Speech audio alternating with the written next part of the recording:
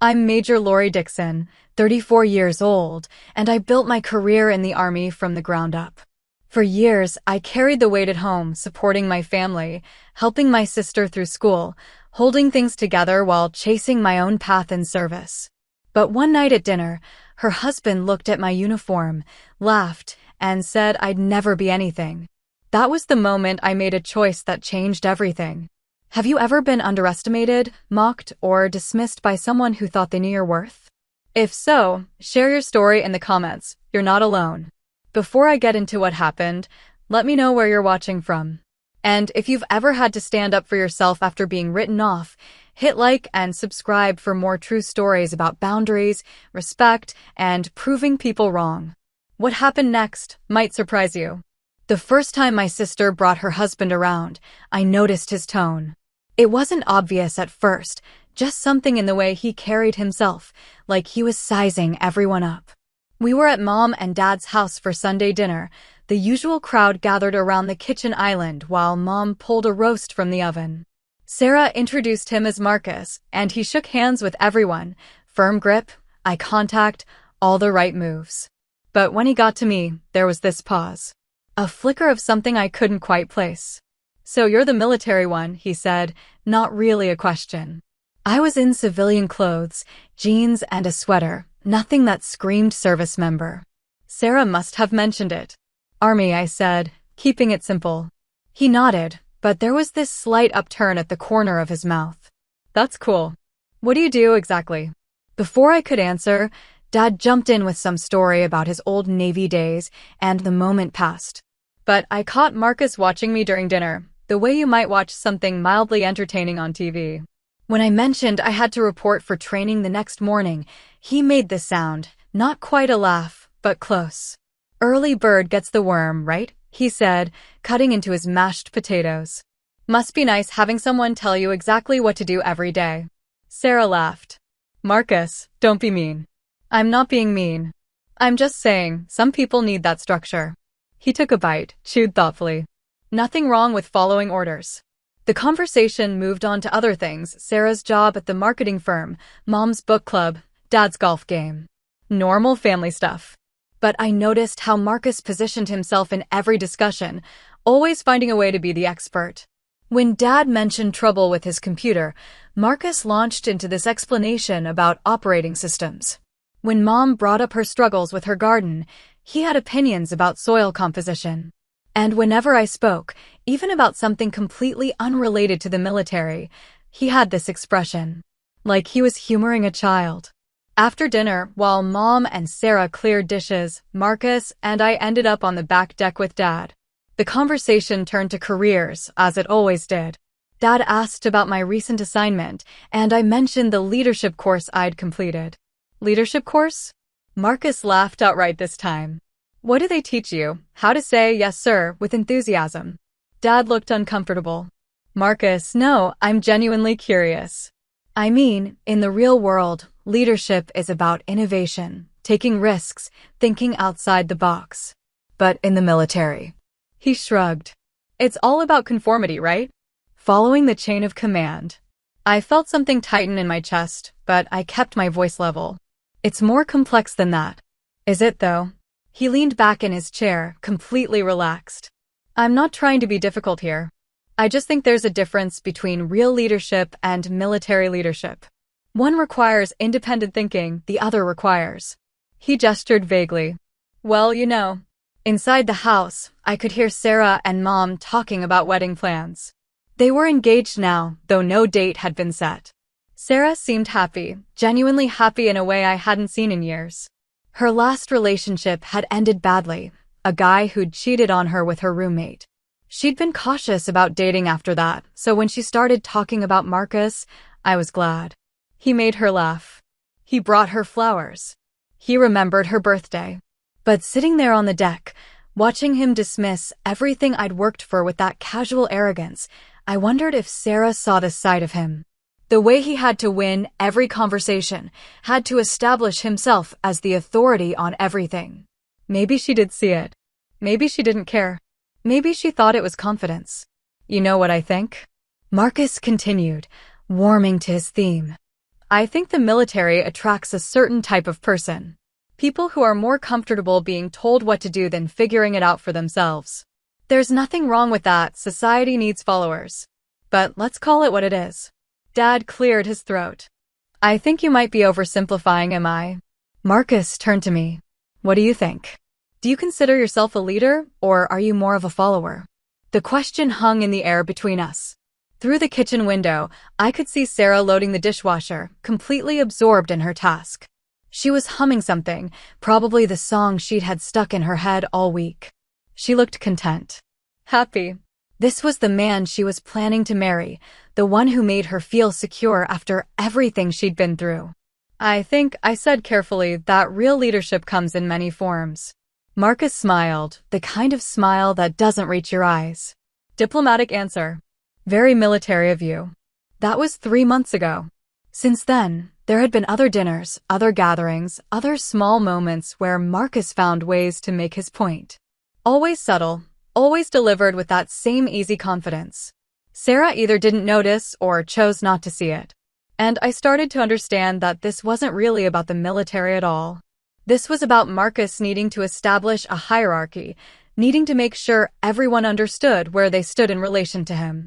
He worked in finance, something involving hedge funds and investment portfolios. He made good money, drove a nice car, wore expensive suits.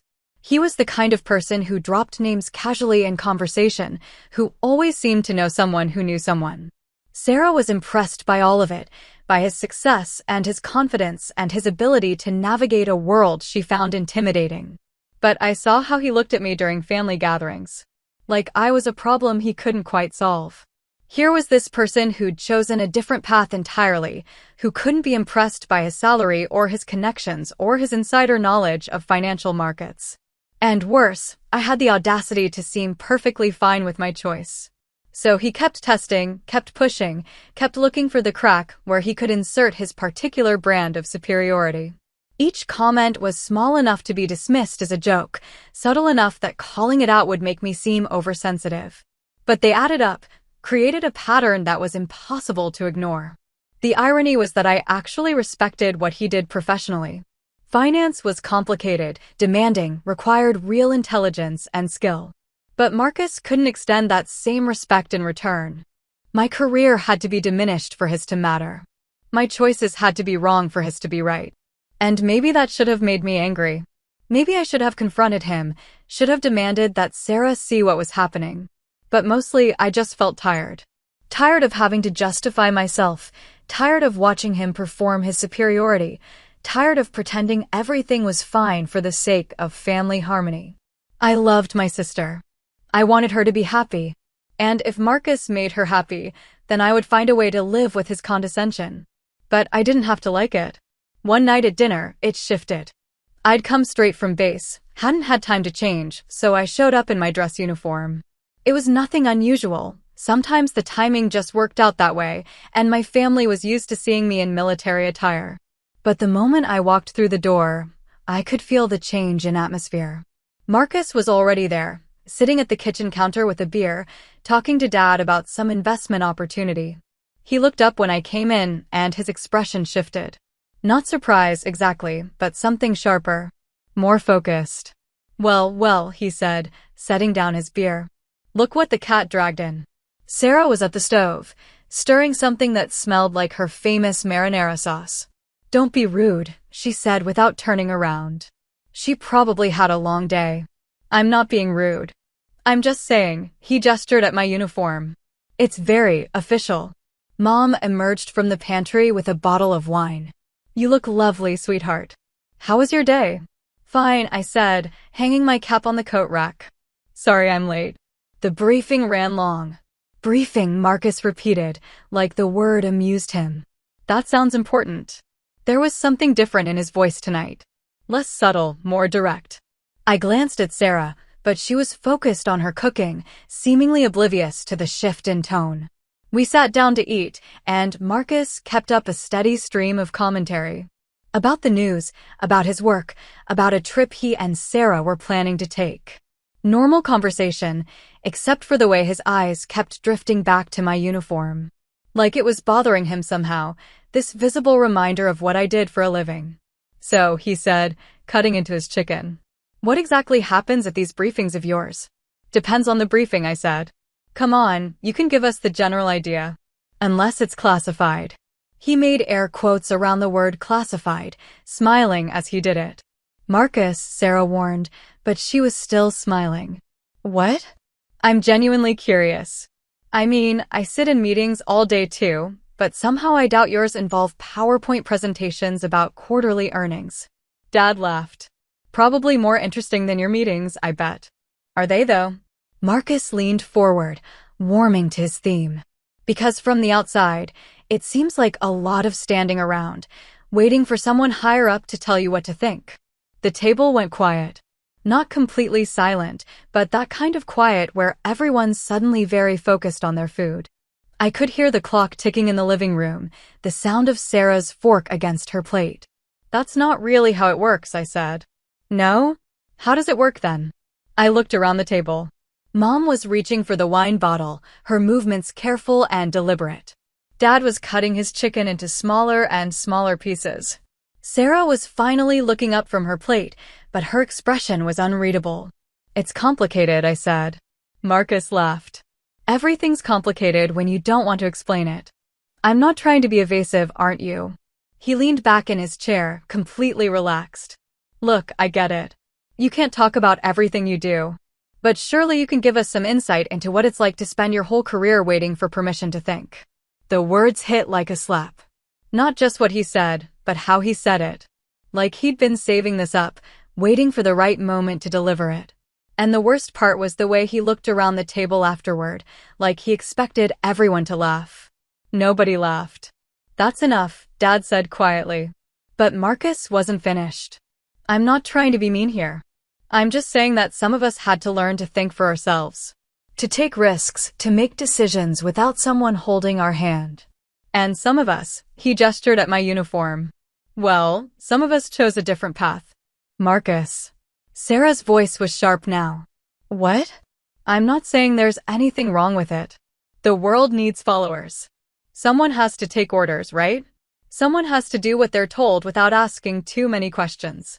He took a sip of his beer, watching me over the rim of the glass. But let's not pretend it's the same thing as real leadership. I set down my fork.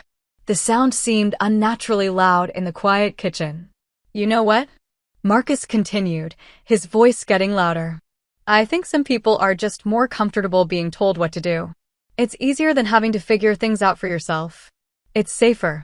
You don't have to worry about making mistakes because someone else is always there to make the hard decisions for you. Stop, Sarah said. But he was on a roll now, his voice carrying that particular tone people get when they think they're being brutally honest. And that's fine. Really. Society needs people like that. People who are content to follow orders, to never push back, to never question authority. People who, he looked directly at me, and I saw something ugly in his expression. People who'll never be anything more than what someone else tells them to be. The silence that followed was absolute. Even the clock seemed to have stopped ticking. I could feel everyone's eyes on me, waiting for my response. Waiting for me to defend myself, to push back, to prove him wrong. Instead, I picked up my knife and cut a piece of steak. Chewed slowly. Swallowed. Pass the salt, I said. Marcus blinked, clearly thrown by my lack of reaction. He'd been expecting a fight, an emotional response he could dismiss as typical military rigidity or wounded pride. But I just kept eating, as if he hadn't spoken at all. The conversation eventually resumed, stilted and awkward, but it resumed. Mom asked about Sarah's job. Dad mentioned something about the weather. Marcus tried a few more jabs, but they fell flat without the reaction he'd been looking for. I finished my dinner, complimented Mom on the meal, and excused myself. But as I was putting on my coat, I heard Marcus say to Sarah, "She's really sensitive about this stuff, isn't she?" Driving home that night, I replayed the whole scene. The look on my parents' faces. Sarah's obvious discomfort. The satisfaction in Marcus's voice when he delivered his final verdict. But mostly, I thought about that moment when he said I'd never be anything. The casual cruelty of it, delivered in front of my family like it was an established fact. He was wrong, of course. He was wrong about everything. But knowing that didn't make it hurt less. That moment carried weight because of what came before. I wasn't the child anyone expected to join the military. Growing up, I was the responsible one, the dependable one, the one who cleaned up messes without being asked. When Sarah got in trouble at school, I was the one who helped her with her makeup work. When Dad hurt his back and couldn't maintain the yard, I learned how to use the mower and edger. When Mom went back to school for her nursing degree, I made dinner and helped with homework and made sure everyone had clean clothes. Nobody ever called it leadership. They called it being helpful, being mature for my age, being the good daughter who didn't cause problems. But even then, I understood that responsibility meant making decisions, taking action, ensuring that things got done right. It meant being someone others could count on, especially when no one was watching. College was supposed to change everything. I was going to study business, maybe follow some traditional path that would make my parents proud and provide financial security. But halfway through my sophomore year, I realized I was sleepwalking through my classes. Marketing principles and accounting fundamentals felt like abstract concepts that had no connection to anything I cared about.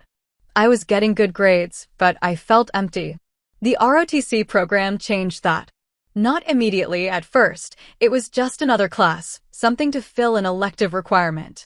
But gradually, I found myself looking forward to those early morning sessions. The physical challenges, yes, but more than that. The way problems had to be solved under pressure.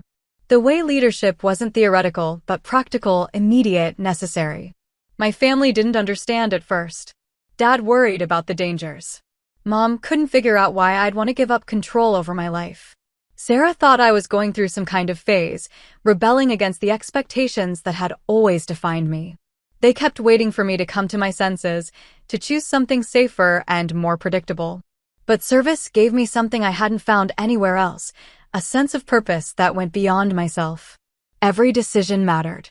Every responsibility had real consequences. The leadership they taught wasn't about charisma or inspiration. It was about confidence, integrity, and the willingness to be accountable for outcomes. It was about being the person others could trust to make the right call when everything was falling apart. My first deployment proved that. We were in a forward operating base in Afghanistan, and I was a second lieutenant trying to figure out how to earn the respect of soldiers who'd been doing this longer than I'd been out of college. The platoon sergeant was a career NCO named Rodriguez who'd been deployed 4 times and had very little patience for inexperienced officers who thought they knew everything. 3 weeks in, we lost contact with a patrol during a routine mission. Radio silence for 6 hours, no response to calls, no visual contact. The company commander was off base, and the executive officer was dealing with a medical emergency. That left me as the senior officer, responsible for making the call about whether to send a search party or wait for the patrol to make contact. Rodriguez and I stood in the operations center, staring at the map, weighing options. Send another patrol, and we risked losing more people if this was an ambush. Wait it out, and we might be abandoning soldiers who needed help. What's your gut tell you, Lieutenant? Rodriguez asked. I looked at the map, at the terrain, at the timeline. Something felt wrong about the silence. These were experienced soldiers led by a staff sergeant I trusted completely. They wouldn't go dark unless something had happened. We go find them, I said. Rodriguez nodded. I'll get the team ready. We found them 2 clicks south of their last known position, pinned down by sniper fire in a compound they'd been clearing. 2 wounded, 1 seriously.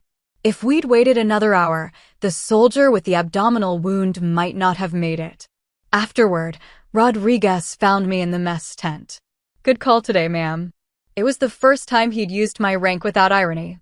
The first time I felt like I'd earned it. That's what Marcus couldn't understand. Military leadership wasn't about following orders blindly. It was about being trusted with lives, with missions, with responsibilities that mattered. It was about making decisions when failure meant people didn't come home. It was about earning respect through competence, not demanding it through hierarchy. Every promotion after that built on that foundation. Each new role brought greater responsibility, harder decisions, more complex challenges. Leading a platoon taught me about direct leadership, how to motivate, how to develop subordinates, how to maintain standards under pressure. Staff positions taught me about organizational leadership, how to coordinate between units, how to plan complex operations, how to balance competing priorities. But it was the quiet moments that shaped me most. The late-night conversations with soldiers dealing with family problems back home. The memorial services for those who didn't make it back. The decisions that kept people alive and the ones that haunted me when they didn't. The gradual understanding that leadership wasn't about being the smartest or the strongest, it was about being the person others could trust to make the hard choices when everything was on the line. By the time I made captain, I was leading a company of 200 soldiers. By major, well, that was still pending, but the responsibilities kept growing. Each level demanded more, expected more, trusted me with more. The uniform Marcus mocked represented years of proving myself, of earning the right to wear those insignia, of being held accountable for outcomes that mattered. Service had given me something I'd been searching for without knowing it, the chance to be part of something larger than myself. Not because I couldn't think independently, but because I'd chosen to use that independence in service of something that mattered. Every soldier who served under me, every mission we completed successfully, every problem we solved together, that was leadership. Real leadership. The kind that couldn't be taught in business school or learned in corporate boardrooms. Marcus saw the uniform and assumed it represented conformity, submission, the absence of independent thought. He couldn't imagine choosing to subsume your ego to a greater purpose. He couldn't understand that real strength sometimes meant taking orders, that wisdom sometimes meant trusting the judgment of those with more experience, that leadership sometimes meant following. That dinner insult wasn't just about my career, it was about everything I'd built, everything I'd chosen, everything I'd sacrificed to become the person I was. It was about the decision to serve others instead of serving myself. It was about choosing meaning over money, purpose over prestige, responsibility over recognition. He looked at me and saw someone who'd never be anything. I looked at myself and saw someone who'd already become everything I'd hoped to be. Driving home that night, I replayed it. Not just Marcus's words, but everything that led up to them. The look on my parents' faces when he called me a follower. Sarah's uncomfortable silence. The way he leaned back in his chair afterward, satisfied with his performance. The casual cruelty of someone who'd never risked anything meaningful, passing judgment on someone who'd dedicated her life to service. But what bothered me most wasn't the insult itself, it was the context. This was my family's dinner table. These were people who were supposed to know me, to understand what I'd accomplished, to support the choices I'd made. Instead, I'd sat there in my dress uniform, representing everything I'd worked for, and listened to someone dismiss it all as worthless. I thought about calling Sarah when I got home. Not to complain about Marcus, but to talk through what had happened. We'd always been close, despite our different paths. She was the one who'd helped me practice for my ROTC interviews, who'd sent care packages during my first deployment, who'd celebrated every promotion like it was her own achievement. She knew what my career meant to me. But something held me back. Maybe it was the way she'd stayed silent during Marcus's monologue. Or the way she'd defended his earlier comments as jokes. Or the simple fact that she was planning to marry this man, to build a life with someone who saw me as less than nothing. Instead, I sat in my living room, still in uniform, and thought about the promotion board results. They'd been finalized 2 weeks ago, but the ceremony wasn't until Friday. 3 days away. I was one of 12 officers being promoted to major, a significant milestone, representing years of service and proven leadership. The kind of achievement that should have mattered to my family. The irony wasn't lost on me. While Marcus was lecturing me about never amounting to anything, the Army had already decided I was worth promoting to field grade officer. While he was explaining my limitations to my parents, my personnel file was being reviewed by colonels who determined I was ready for greater responsibility. The disconnect was almost funny. Almost. I wondered if I should tell my family about the promotion. Part of me wanted to call Sarah right then, to share the news and maybe help her understand that Marcus's assessment was not only cruel, but factually wrong. But another part of me, the part that was still stinging from the dinner conversation, wanted to let the ceremony speak for itself. My phone buzzed. A text from Mom. Sorry about tonight. Marcus doesn't understand military life. I stared at the message for a long time before responding. It's fine. But it wasn't fine. It was the opposite of fine. This wasn't about military life, it was about respect. About recognizing that different paths could have equal value. About understanding that serving others was a choice worthy of admiration, not condescension. Another text, this one from Sarah. Are you okay? I know Marcus can be intense sometimes. Intense. That was one way to put it. Another way might be cruel, dismissive, deliberately hurtful. But Sarah was trying to navigate between her fiancé and her sister, and I could see the impossible position she was in. I'm fine, I texted back. Just tired. I'll talk to him, she replied. Don't. I typed the response quickly, then paused before sending it. Did I want her to talk to him? Did I want her to explain why his comments were inappropriate, why he needed to show more respect? Or would that just make everything more awkward, more tense, more complicated? I sent it anyway. Sarah needed to figure out her own relationship. I couldn't ask her to fight my battles, especially when those battles were with the man she was planning to marry. The next few days passed quietly. I went to work, attended meetings, reviewed personnel files, prepared for the ceremony. Normal military routine, comforting in its predictability. My soldiers didn't know about the promotion yet. That would be announced at the ceremony. But there was something satisfying about going through the familiar motions, doing the job I'd been trained to do, serving with people who understood the value of service. Wednesday evening, Sarah called. I talked to Marcus, she said without preamble. I told you not to. I know. But I had to. What he said wasn't okay. There was something different in her voice. Strained, maybe. Defensive. What did he say? A long pause. He said he was just trying to be honest. That someone needed to tell you the truth about your limitations. The casual brutality of it took my breath away. Not content with humiliating me at dinner, he was now framing it as a favor. Someone needed to tell me the truth. Someone needed to explain my own limitations to me. Sarah, I know. I know it's not okay. But he thinks you're stuck. That you've chosen a path that doesn't let you grow, doesn't let you be independent. He thinks he's helping. The word helping hung in the air between us. As if destroying someone's confidence at a family dinner was an act of kindness. As if dismissing years of service and sacrifice was therapeutic intervention. Does he know about the promotion? I asked. Another pause. What promotion? So I told her. About the board results, about the ceremony, about the rank I'd earned through years of proving myself worthy of greater responsibility. I told her about the soldiers I'd led, the missions I'd completed, the trust the Army had placed in me. I told her about the things Marcus couldn't see because he didn't want to see them. When I finished, Sarah was quiet for a long time. Why didn't you tell us? She finally asked. Because I wanted it to speak for itself. You wanted to prove him wrong. I wanted to let the facts be the facts. Another long silence. Then, will you invite us to the ceremony? I thought about it.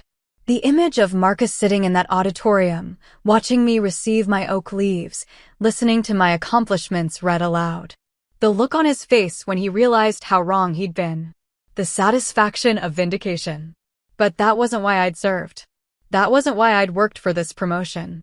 I hadn't spent years earning the respect of my peers and superiors just to prove a point to my sister's condescending fiancé. Of course, I said. It's Friday at 1400 hours. We'll be there, Sarah said. All of us. After we hung up, I sat in the quiet of my living room and wondered if I was doing the right thing. Was this revenge? Justice? Or just the natural consequence of Marcus's inability to recognize worth when he saw it? Maybe it didn't matter. Friday would come regardless. The ceremony would happen whether my family attended or not. My promotion was already decided, already earned, already deserved. Marcus's opinion couldn't change any of that. But it might change how he saw me. And maybe that was worth something after all. I made a choice. I wouldn't defend myself with words. I'd let my record speak. The promotion board had already reviewed my file, assessed my performance, weighed my potential. The ceremony was 3 days away, and I'd told no one in my family except Sarah, and that was only after her phone call. It wasn't about revenge, exactly. It was about truth. About letting reality assert itself without explanation or justification. Marcus had made his judgment based on assumptions and prejudice. The Army had made theirs based on 14 years of documented performance, leadership evaluations, and proven competence under pressure. I knew which assessment carried more weight. Thursday morning brought the usual pre-ceremony preparations. Final administrative checks, uniform inspections, coordination with the protocol office. I'd been through promotion ceremonies before, both as a participant and as an attendee. The ritual was familiar, formal atmosphere, proud families, the weight of tradition and accomplishment. But this one felt different. More personal. More significant. My company commander stopped by my office around noon. Lieutenant Colonel Hayes was a career officer, 22 years in the Army, someone whose respect I'd worked hard to earn. She'd been my raider for the past 18 months, responsible for the evaluation that had helped secure my promotion. Nervous about tomorrow? She asked, settling into the chair across from my desk. Not really, ma'am. Looking forward to it. Good. You've earned this, Dixon. The board was unanimous. That doesn't happen often. Unanimous. I hadn't known that detail. It meant that every senior officer who'd reviewed my file had agreed I was ready for Major. Not just qualified, but ready. That distinction mattered in an organization where standards were everything. I appreciate the confidence, ma'am. It's not confidence. It's recognition of performance. She leaned forward slightly. You know what set your package apart? It wasn't just your technical competence, though that's outstanding. It wasn't just your leadership ability, though you've proven that repeatedly. It was your judgment. The way you handle complex situations without clear guidance.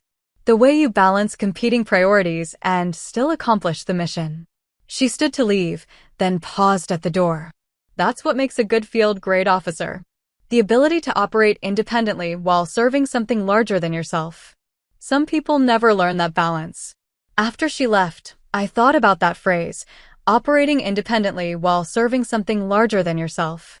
It was exactly the opposite of what Marcus had accused me of. He saw following orders and assumed I couldn't think for myself.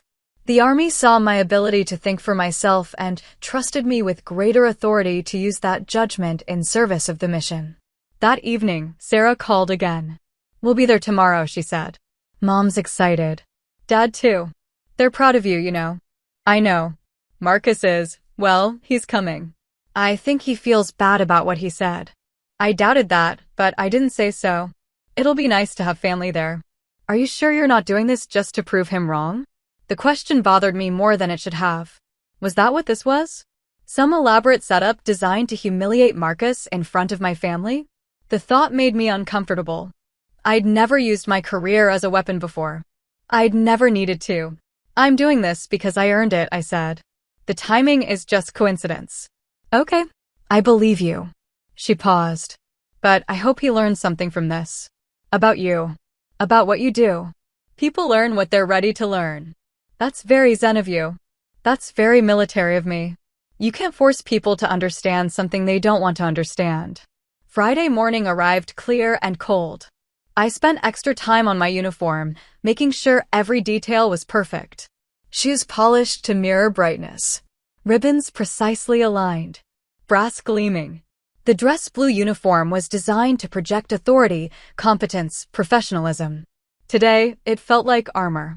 The ceremony was scheduled for 2 o'clock at the post auditorium. I arrived an hour early for final preparations and found the other promotes already there, going through the same ritual of nervous energy and quiet anticipation. Captains becoming majors, lieutenants becoming captains, sergeants becoming staff sergeants. All of us moving up in the hierarchy, taking on greater responsibility, accepting greater trust. The families began arriving around 1:30. I watched from the wings as parents and spouses and children filled the seats, everyone dressed up for the occasion, cameras ready to capture the moment. My family arrived 15 minutes before the ceremony began. Mom in her blue dress, Dad in his good suit, Sarah looking nervous. And Marcus, in what appeared to be an expensive gray suit, checking his phone. The commanding general called the ceremony to order at exactly 1400 hours. The usual opening remarks about service and sacrifice, and the continuing need for strong leadership in an uncertain world. Then the individual promotions began, starting with the enlisted soldiers and working up through the officer ranks. Each promotion followed the same format. The general would call the name, the individual would march forward, the citation would be read aloud, the new rank would be pinned on, the oath administered. Handshakes, applause, photographs. The rhythm of military ceremony, precise and dignified. When they reached the major promotions, my heart rate increased slightly. Not from nervousness, I'd been through this before, but from anticipation. From the knowledge that this moment represented something significant, both professionally and personally. Captain L'Oreal, Dixon. I marched forward, stopped at attention in front of the general. Behind him, I could see my family in the third row. Mom was already crying. Dad was sitting straighter than usual. Sarah was focused intently on the proceedings. Marcus was paying attention. Really paying attention, maybe for the first time since I'd known him. The general's aide began reading my citation for exceptionally meritorious service as company commander, 3rd Brigade Combat Team, demonstrated outstanding leadership during Operation Enduring Freedom. Instrumental in the successful completion of 12 complex combat missions, expert tactical knowledge and sound judgment under pressure, promoted to the rank of Major, United States Army. The words washed over me, formal and familiar. But hearing them read aloud, in front of my family, gave them new weight. This wasn't abstract military jargon. These were my accomplishments, my service record, the accumulated evidence of 14 years spent earning this moment. The general pinned the gold oak leaves on my collar, replacing the silver bars I'd worn as a captain. The weight was barely noticeable, but the significance was enormous. Field Grade Officer. Staff positions. Greater responsibility. Command at battalion level and above. Congratulations, Major Dixon. Thank you, sir. The handshake was firm, professional. But there was something in the general's eyes, recognition, respect, acknowledgement of a job well done. This wasn't ceremony for its own sake. This was the Army's way of saying, we trust you with more. As I returned to my position, the applause filled the auditorium. I caught a glimpse of my family. Mom was beaming through her tears.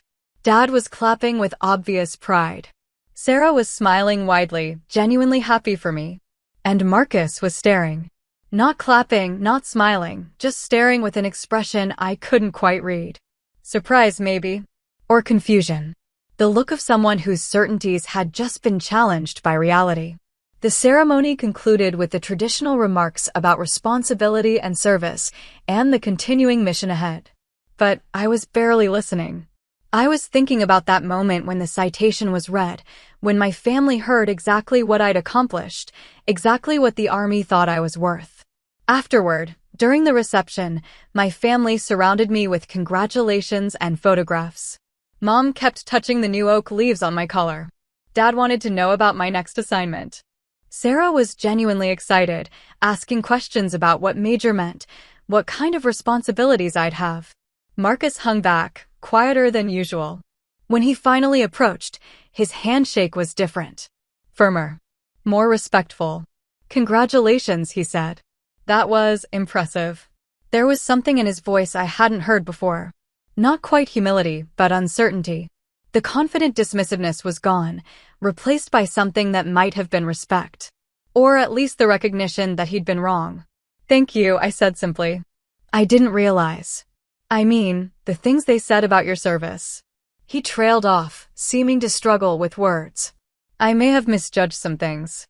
It wasn't quite an apology, but it was acknowledgement. Coming from Marcus, it was probably the closest thing to admitting error I'd ever get. I could have pushed for more, could have reminded him of his dinner comments, could have made him squirm. But looking at his face, genuinely uncomfortable for the first time since I'd known him, I felt no need for further vindication. People see things differently, I said. That's normal. He nodded, seeming relieved that I wasn't going to make this harder for him. Well, congratulations again, Major. He used my new rank carefully, like he was testing how it sounded. The reception continued for another hour, but the dynamic had shifted completely. Marcus spoke less, listened more, asked actual questions instead of making pronouncements. When someone mentioned my deployment experience, he didn't dismiss it as following orders. He asked what it had been like, what I'd learned, how it had shaped my perspective. Driving home that evening, I thought about what had changed. Not just Marcus's attitude, but my own feelings about the whole situation. 3 days ago, his comments had stung because they carried the weight of family dynamics, of having to justify myself to people who should have known better. Tonight, they seemed smaller somehow. Less significant. The truth was, I didn't need Marcus's approval. I never had. The Army had given me something more valuable, the opportunity to prove myself through action, to earn respect through performance, to build a career based on competence rather than politics. The promotion ceremony hadn't been about showing Marcus up, it had been about receiving recognition I'd already earned. But it had also revealed something important about the power of assumptions. Marcus had looked at my uniform and seen limitation. The Army looked at my record and saw potential. The difference wasn't in what I'd accomplished, it was in what the observer was prepared to see. Maybe that was the real lesson. Not that Marcus was wrong about military service, but that he was wrong about me. He'd made the mistake of confusing the uniform with the person wearing it, of assuming that choosing to serve others meant being incapable of independent thought. The ceremony had forced him to confront the gap between his assumptions and reality. When Sarah called later that night, she sounded different. Lighter, somehow. "I'm proud of you," she said. "I was always proud of you, but today, hearing all those things they said about what you've done, I didn't realize. You never asked." "I know. I should have. I should have understood better." She paused. Marcus feels terrible about what he said. He shouldn't. He was working with incomplete information. That's generous of you. It's honest. We all make judgments based on what we think we know. Sometimes we're wrong. He wants to take you to dinner. To apologize properly. I thought about it. Dinner with Marcus, where he could perform his contrition, and I could graciously accept his apology. Where we could pretend the last few months hadn't happened, where everyone could feel better about themselves. It would be the polite thing to do, the family-friendly thing to do. Maybe another time, I said. I'm pretty busy with the transition to my new position. Okay, but he really is sorry. I believe you. And I did believe her. Marcus was probably sorry. Sorry he'd been wrong. Sorry he'd been called out on it. Sorry the situation had become awkward. But his sorrow was about his own discomfort, not about the harm his words had caused. There was a difference. After we hung up, I sat in my living room, still in my dress uniform, and looked at the new oak leaves on my collar. Major. Field Grade Officer. 14 years of service crystallized into 2 small pieces of metal. It seemed inadequate somehow, until I remembered what those leaves represented. Not just rank, but responsibility. Not just recognition, but trust. Monday would bring new challenges, new expectations, new opportunities to prove myself worthy of that trust. There would be soldiers to lead, missions to accomplish, problems to solve. The daily work of service, unglamorous and essential, far removed from family dinners and social dynamics. But tonight, I allowed myself a moment of satisfaction. Not because I'd proven Marcus wrong, that had never been the goal, but because I'd received recognition for work that mattered, from people whose judgment I respected, in service of something larger than myself. That was enough. That was everything. At the ceremony, the hall was filled with officers, families, and staff. The post auditorium held 300 people, and it was nearly full. Gold and blue bunting draped the stage where the commanding general would preside. The flags of the United States, the Army, and our installations stood at attention behind the podium. Everything polished, everything perfect, everything designed to honor the significance of the moment. My family sat together in the 3rd row, close enough that I could see their faces from the wings where the promotes waited. Mom kept adjusting her purse strap, nervous energy manifesting in small movements. Dad sat with military straightness, his Navy background showing in his posture. Sarah was taking pictures with her phone, documenting everything. And Marcus was there beside her, checking his watch occasionally, but present. The ceremony began precisely at 1400 hours. The commanding general took the podium, a colonel with 30 years of service and 3 combat deployments. His remarks were brief but meaningful, touching on the responsibility of rank, the privilege of service, the trust being placed in each promotee.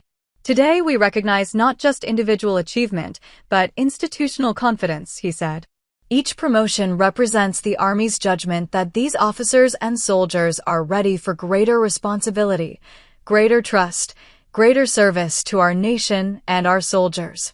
The individual promotions began with the enlisted personnel. Staff sergeants becoming sergeants first class, sergeants becoming staff sergeants. Each name called with precision, each citation read with the gravity it deserved. These weren't just career milestones, they were acknowledgments of proven leadership, demonstrated competence, earned trust. Then came the officer promotions. Second lieutenants becoming first lieutenants becoming captains. I watched each one, remembering my own journey through those ranks, the lessons learned at each level, the gradual understanding of what leadership really meant. Finally, the major promotions. There were 4 of us that day, each with different backgrounds and specialties, but all deemed ready for field-grade responsibility. The first 3 went smoothly, each officer marching forward with confidence, receiving their oak leaves with dignity, taking the oath with solemnity. Then, Captain L'Oreal, Dixon. I stepped forward, my movements automatic from years of drill and ceremony. Left foot first, arms swinging naturally, eyes focused straight ahead. The distance from the wings to the center of the stage felt longer than usual, but I reached my position and executed a perfect halt, facing the general at attention. Behind him, I could see my family clearly now. Mom had tears in her eyes already. Dad was beaming with unmistakable pride. Sarah was recording everything, wanting to capture this moment. And Marcus was watching intently, his earlier skepticism replaced by what looked like genuine attention. The general's aide stepped forward with my citation, Captain L'Oreal. Dixon is promoted to the rank of Major, United States Army. During her service as company commander, 3rd Brigade Combat Team, Major Dixon demonstrated exceptional leadership and tactical acumen. She successfully led 200 soldiers through 12 months of combat operations in Afghanistan, completing all assigned missions without loss of life under her command. The words carried across the auditorium, formal and precise. But hearing them aloud gave them new weight. These weren't abstract accomplishments, these were real missions, real soldiers, real responsibilities I'd carried. Major Dixon's innovative approaches to counterinsurgency operations resulted in a 40% reduction in hostile activity within her area of responsibility. Her mentorship of junior officers and non-commissioned officers set the standard for professional development throughout the brigade. Her sound judgment under pressure and unwavering commitment to mission accomplishment exemplify the finest traditions of the United States Army. The citation continued, detailing specific achievements, leadership positions, educational accomplishments. But I was thinking about the soldiers it didn't mention by name.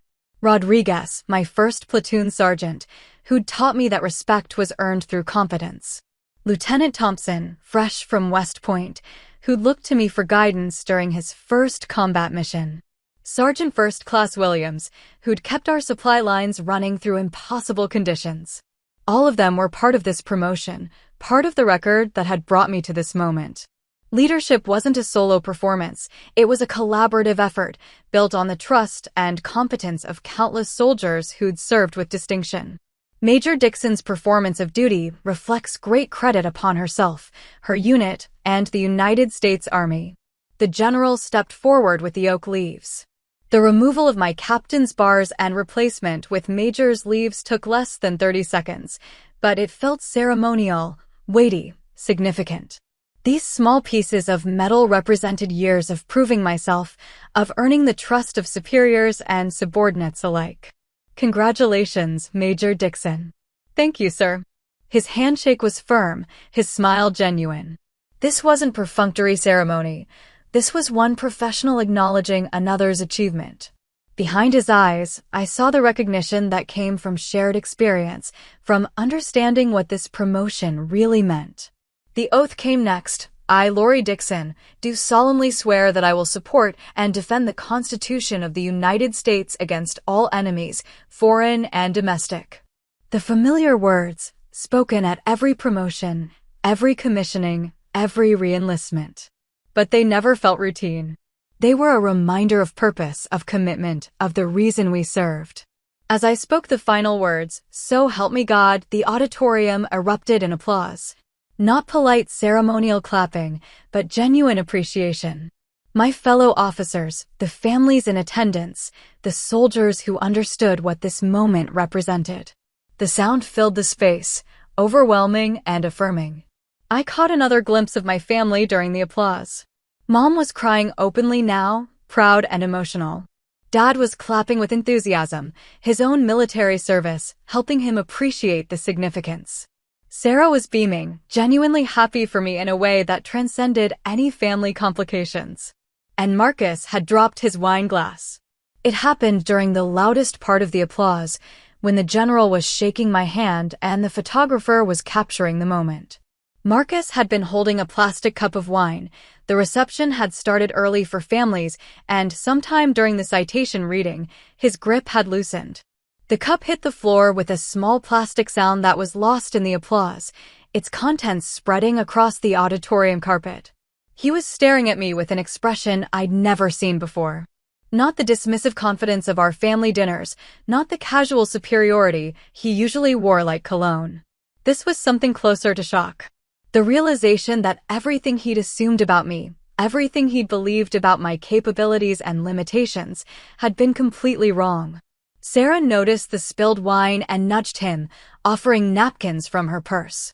But Marcus barely responded, still focused on the stage where I was completing the ceremony. His face had gone pale, and there was something in his eyes that might have been shame. The ceremony concluded with the traditional remarks about continued service and greater responsibility. But I was thinking about that moment when Marcus dropped his glass, when the reality of my accomplishments had finally penetrated his assumptions. Not because I'd set out to shock him, but because the truth had finally been spoken aloud, in front of everyone, by people whose judgment mattered. During the reception afterward, the congratulations came from all directions. Fellow officers who'd served with me, senior leaders who'd mentored me, junior officers who looked to me for guidance. Each handshake, each word of congratulations, reinforced the significance of what had just happened. My family approached together, Mom leading the way with tears still fresh on her cheeks. "I'm so proud of you," she said, embracing me carefully to avoid disrupting my uniform. "I had no idea, all those things they said about what you've done." "You never asked," I said gently. "I should have. We all should have." Dad's congratulations were quieter but no less meaningful. "Major Dixon," he said, testing out my new rank. "Has a nice ring to it." Sarah's enthusiasm was infectious. "That was incredible. I recorded the whole thing. Wait until you hear what they said about your combat leadership." She was talking quickly, excited in a way I hadn't seen since we were kids. Marcus approached last, his earlier confidence completely absent. The wine stain on his shirt was barely visible, but I noticed it anyway. When he extended his hand, his grip was different, respectful, uncertain, perhaps even apologetic. "Congratulations, Major," he said. The title came awkwardly, like he was still processing what it meant. I had no idea about your record." "Most people don't," I said simply. "The things they said about Afghanistan, about your soldiers." He seemed to be struggling with something. "I misjudged you." "Completely." It wasn't quite an apology, but it was acknowledgement. From Marcus, it was probably the closest thing to admitting error I'd ever receive. I could have pressed for more, could have reminded him of his dinner comments, could have made him explicitly confront his assumptions. Instead, I just nodded. People see what they expect to see. The reception continued around us, but something fundamental had shifted. Not just in Marcus's understanding of me, but in the entire dynamic of our relationship. The power balance had changed, permanently and publicly. He could never again dismiss my career as meaningless, never again lecture me about real leadership versus military following. The truth had been spoken, loudly and clearly, by people whose judgment carried weight. The U.S. Army had rendered its verdict on my worth, my capabilities, my potential. And that verdict trumped any civilian's amateur assessment of military service. As the evening wound down and families began to leave, I found myself thinking about the broader implications. This wasn't just about Marcus being wrong, it was about the assumptions people made about military service, about the gap between perception and reality, about the difference between leadership and authority. Marcus had looked at my uniform and seen conformity. The Army looked at my record and saw innovation.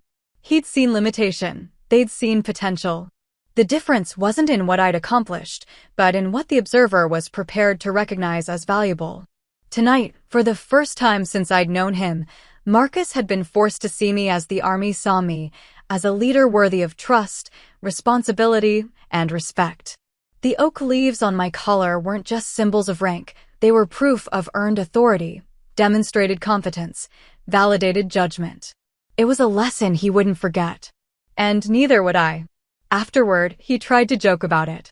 The reception was winding down. Most families had taken their photographs and offered their congratulations, but Marcus lingered near the refreshment table like he was working up courage for something. When he finally approached me, his smile looked forced, uncertain in a way I'd never seen before. "Didn't know you had that kind of pull," he said, gesturing vaguely toward the stage where the ceremony had taken place. The words came out wrong somehow, like he'd rehearsed them but lost confidence in the delivery. I looked at him for a moment, trying to understand what he meant. Pull? As if my promotion had been the result of connections rather than performance? As if 14 years of service and a unanimous promotion board recommendation were somehow equivalent to office politics? "It's not about pull," I said simply. Right. Of course. He took a sip from his replacement wine glass, his movements nervous. "I just meant, I didn't realize you were so accomplished." The word accomplished hung between us, loaded with implications. He'd spent months making it clear that he saw no accomplishment in my career, no achievement worth recognizing. Now, faced with evidence he couldn't dismiss or reinterpret, he was trying to find a way to acknowledge reality without admitting how wrong he'd been. Sarah appeared beside us, still glowing from the ceremony. Wasn't that amazing? I had no idea military promotions were so formal, so prestigious. Very impressive, Marcus agreed, but his eyes were on me, still processing what he'd witnessed. All those combat missions, all those soldiers under your command. That's serious responsibility. It is, I said. I guess I never really understood what you do. What you've done.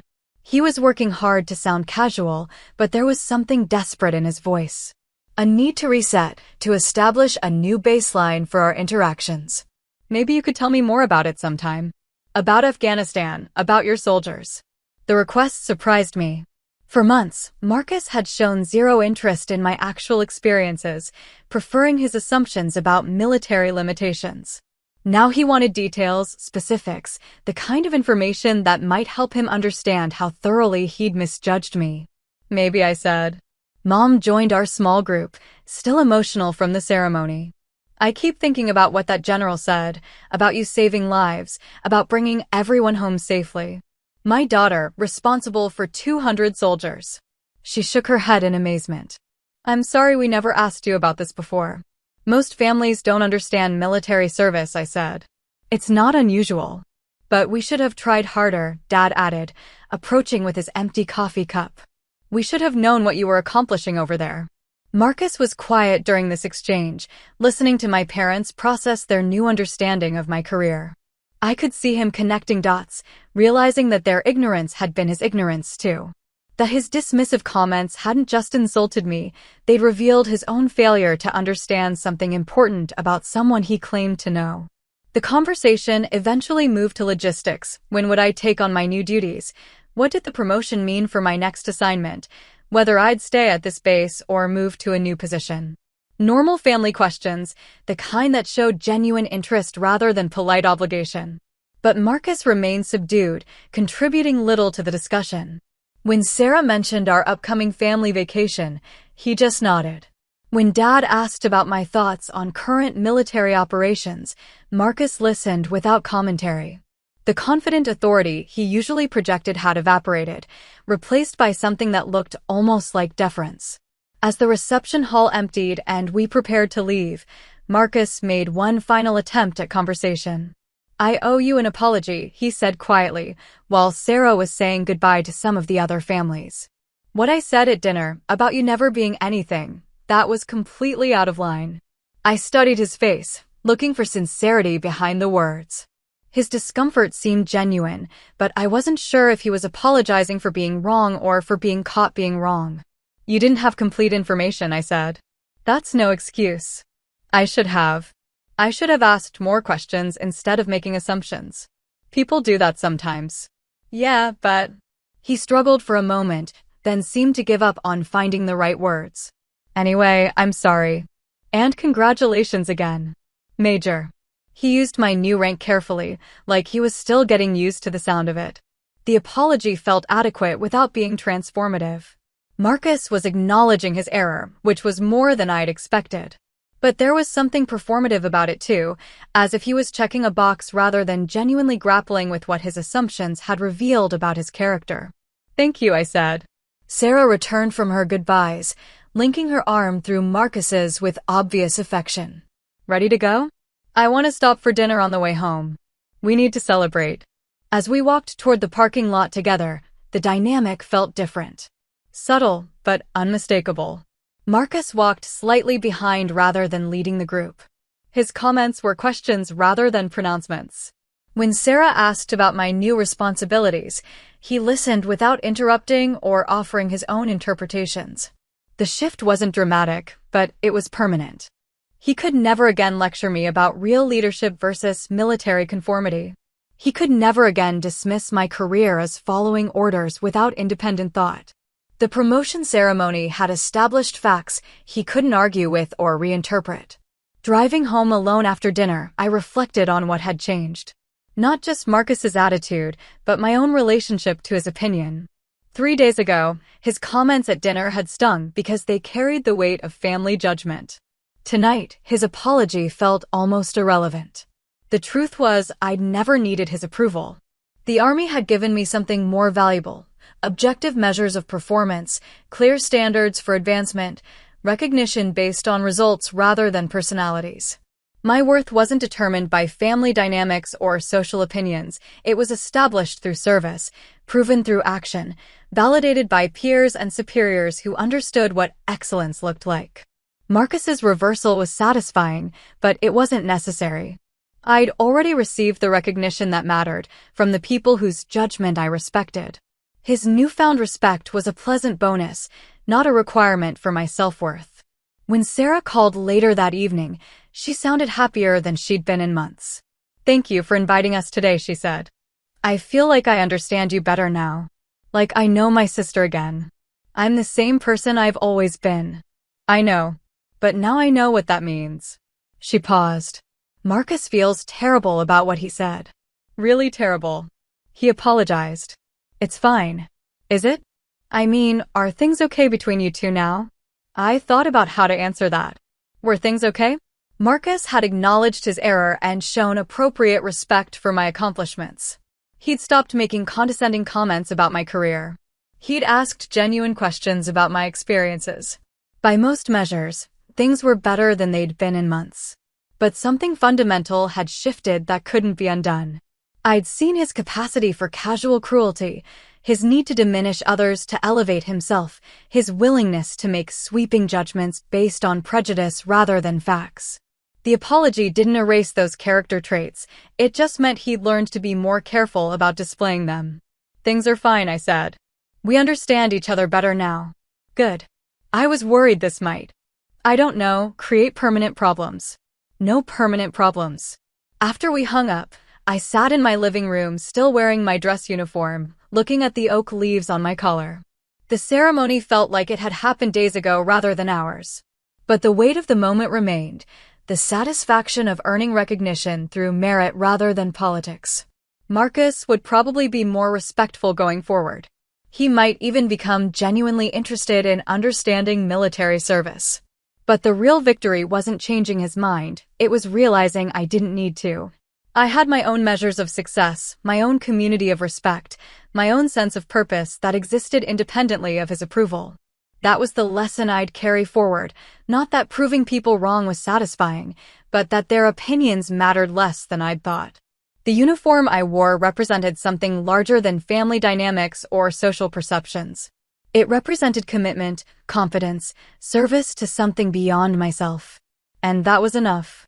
Looking back, I don't remember the sting of that dinner as much as the sound of the applause that day. The room stood for me, not for his approval, not for family validation, but for what I had earned.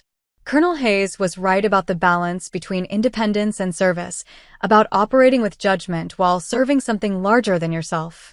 That's what the applause recognized. 6 months later, Marcus and I had settled into a new equilibrium. He asked thoughtful questions about military operations when they appeared in the news. He stopped making assumptions about my capabilities or my career trajectory. He never again suggested that following orders was the same thing as lacking independent thought. The shift was subtle but permanent, like a recalibration of his entire understanding of what I represented. Sarah seemed relieved by the change. She'd been walking a tightrope between her fiancé and her sister for months, trying to maintain relationships that seemed fundamentally incompatible. The promotion ceremony had resolved that tension by establishing facts that couldn't be argued with or dismissed. Now family gatherings felt normal again, without the undercurrent of condescension that had made every conversation feel like a test. But the real change was in my own perspective. I'd learned something important about the difference between seeking approval and demanding respect. Marcus's opinion had mattered to me more than it should have, not because I valued his judgment, but because I'd confused family harmony with personal validation. His dismissal had stung because I'd given him power over my self-worth that he hadn't earned and didn't deserve. The military had taught me a different model of recognition. Respect was earned through performance, measured against objective standards, validated by people with the experience to make informed judgments. My worth wasn't determined by dinner conversation or social dynamics. It was established through years of proving myself capable of increasing responsibility. That lesson extended beyond my relationship with Marcus. I stopped feeling the need to justify my career choices to anyone who couldn't understand them. I stopped explaining the value of service to people who saw only limitation. I stopped defending decisions that had already been validated by results. It was liberating in a way I hadn't expected. For years, I'd been unconsciously seeking approval from civilian family and friends who had no framework for understanding military service. I'd been translating my experiences into terms they could relate to, minimizing the unique aspects of military culture to make them more comfortable. The promotion ceremony had reminded me that translation wasn't necessary. My career spoke for itself in the language of results. My new duties as a major brought greater challenges and greater satisfaction. I was assigned to a staff position at division level, responsible for planning complex operations that involved multiple units, competing priorities, and significant resources. The work required exactly the kind of independent thinking Marcus had claimed the military suppressed, analyzing incomplete information, developing creative solutions, balancing risk against mission requirements. The soldiers I worked with understood these challenges instinctively. They didn't need explanations about the relationship between authority and autonomy, between structure and flexibility, between following orders and exercising judgment. They lived those balances every day.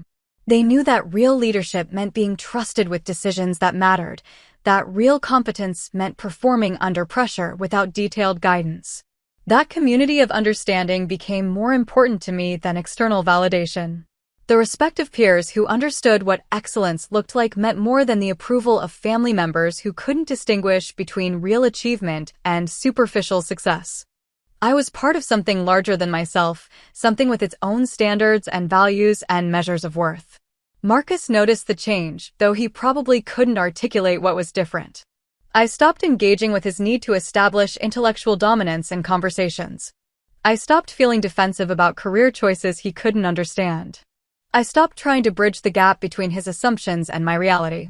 It wasn't hostile or dismissive. It was simply acceptance of fundamental differences. Marcus needed to be the expert in every conversation, needed to find ways to position himself as the authority on everything from politics to technology to human nature. That was his insecurity to manage, not my problem to solve.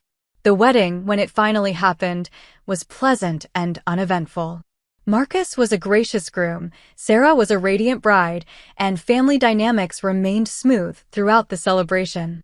I wore my dress uniform at Sarah's request, and several people commented on the significance of my rank, the responsibility it represented, the respect it commanded. Marcus introduced me to his friends and colleagues as Major Dixon, using my rank with what seemed like genuine pride. Not the forced acknowledgement of the promotion ceremony, but comfortable familiarity with my accomplishments. He learned to see my career as something that reflected well on the family rather than something that needed explanation or apology.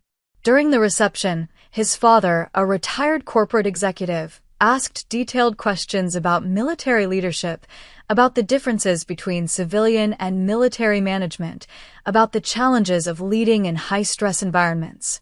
Marcus listened to the conversation without trying to redirect it, without positioning himself as the expert on leadership dynamics. Later, Sarah thanked me for wearing my uniform. "It means a lot to Marcus that you're here like this. He's proud to have you as family." I smiled and hugged her, genuinely happy for her happiness. The uniform had become a symbol of something different than it had been 6 months earlier. Not a source of tension or misunderstanding, but simply part of who I was. Something that commanded respect without requiring explanation. Sometimes respect isn't defended in arguments or dinners. Sometimes it's announced out loud, in front of everyone, by a commander who knows exactly what you're worth. Sometimes it's built through years of proving yourself worthy of trust. Sometimes it's recognized by a room full of people who understand what excellence looks like. The sound of that applause stays with me, not because it proved Marcus wrong, but because it proved something right. It validated choices made for the right reasons, work done to the highest standards, service rendered to something larger than personal ambition. It reminded me that worth isn't determined by the loudest voice in the conversation, but by the accumulation of decisions, actions, and results over time. That's the part one carry with me. That's the legacy of that moment. Not the satisfaction of watching someone drop their glass, but the deeper satisfaction of earning recognition from people whose judgment matters. Not the vindication of proving critics wrong, but the affirmation of proving myself right. The uniform I wear represents that choice, that commitment, that daily decision to serve something larger than myself. Sometimes family understands that immediately. Sometimes it takes a ceremony for the message to come through clearly. But the choice itself doesn't depend on external understanding or approval. It depends on knowing, with absolute certainty, that the work matters, the service means something, and the respect is earned rather than given. Everything else is just noise. That's what real leadership looks like. That's what authentic achievement sounds like. That's what I learned the day a room full of people stood up and applauded not just my promotion, but everything it represented about the person I'd chosen to become. And that's how it played out. I didn't need to argue at that dinner table. My record spoke for itself. The respect came when it mattered, in front of the people who counted. What about you? Have you ever had someone doubt you, only to watch them eat their words later? How did you handle it? Did you confront them, or let your actions speak louder? Drop your story in the comments. I'd love to hear it. And if you got something out of this, make sure to like, subscribe, and share this with someone who needs a reminder that real respect is earned.